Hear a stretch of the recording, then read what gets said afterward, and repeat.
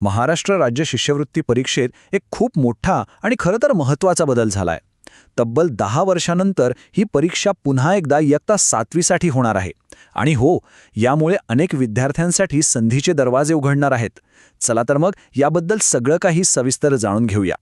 नमस्कार विद्यार्थी मित्रांनो, आज आपण 7वीच्या स्कॉलरशिप परीक्षेबद्दल अगदी सविस्तर माहिती घेणार आहोत. मी आहे तुमचा शिक्षक डॉक्टर अमित शंकर नाईक आणि हा जो काही महत्त्वाचा बदल झालाय ना, तो सोप्या भाषेत समजून घेण्यासाठी मी तुमच्यासोबत आहे.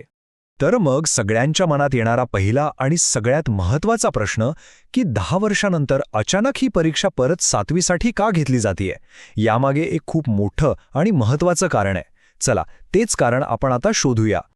ओके, तर हा संपूर्ण बदल समजून घेण्यासाठी आपण काय काय पाहणार आहोत? सगळ्यात आधी हा बदल का झाला? मग यात बक्षीस काय मिळतं? या परीक्षेसाठी कोण पात्र आहे? 2026 सालच्या महत्त्वाच्या तारखा कोणत्या? अर्ज कसा करायचा? आणि सगळ्यात शेवटी ही परीक्षा प्रत्येकाच्या आयुष्यातला एक महत्त्वाचा टप्पा का ठरू शकते? चला तर मग सुरुवात करूया आपल्या पहिल्या मुद्द्यापासून. हा मोठा बदल नेमका का झाला आणि तो आत्ताच का? या निर्णयामागे एक खूप दूरचा विचार आहे, जो विद्यार्थ्यांसाठी खूपच फायद्याचा ठरणार आहे. थोडा इतिहासात डोकावून पाहूया.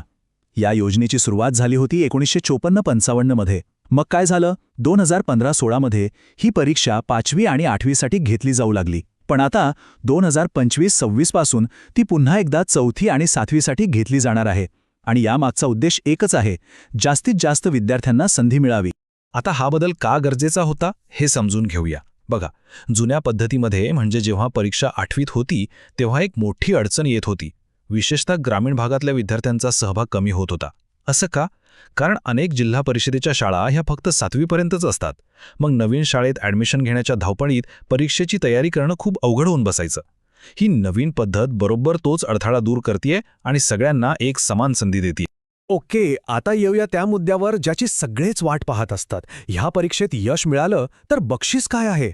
आणि मी सांगतो, हे फक्त एक बक्षीस नाहीये, ही एक खूप मोठी संधी आहे. तर जे विद्यार्थी 7वीच्या गुणवत्ता यादीत येतील त्या प्रत्येकाला दरवर्षी मिळणार आहे तब्बल 7,500 रुपये. विचार करा, ही रक्कम पुढच्या शिक्षणासाठी किती महत्त्वाची ठरू शकते, किती मदत होऊ शकते. आणि थांबा, अजून एक चांगली गोष्ट आहे. ही शिष्यवृत्ती फक्त एका वर्षासाठी नाहीये.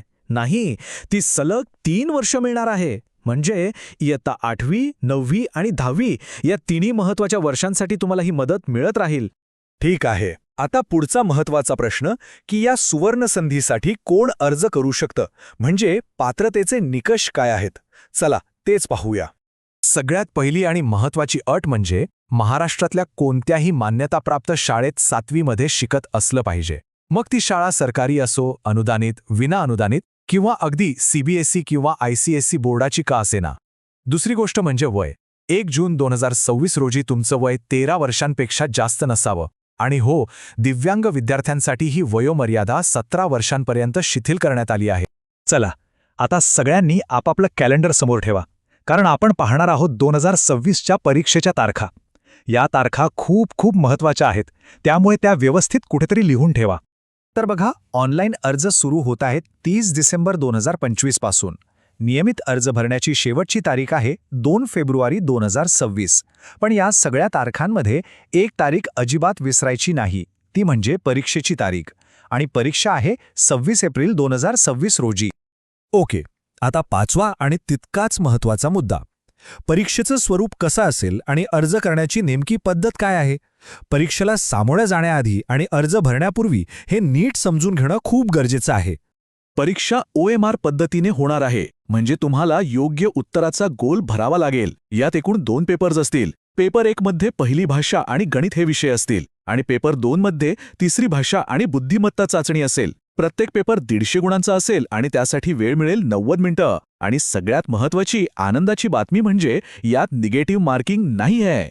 इथे एक गोष्ट सगळ्यांनी खूप काळजीपूर्वक लक्षात ठेवायची आहे. विद्यार्थी स्वतः थेट अर्ज करू शकत नाहीत. ही सगळी प्रक्रिया तुमच्या शाळेमार्फतच होते.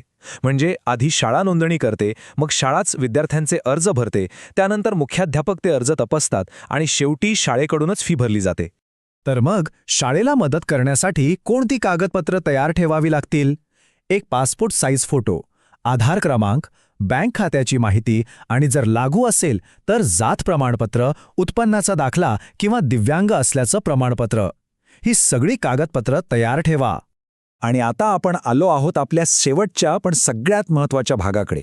ही परीक्षा फक्त पैशांची मदत नाहीये, तर हा तुमच्या शैक्षणिक प्रवासातला एक खूप मोठा आणि महत्त्वाचा टप्पा का आहे ते आपण आता पाहूया.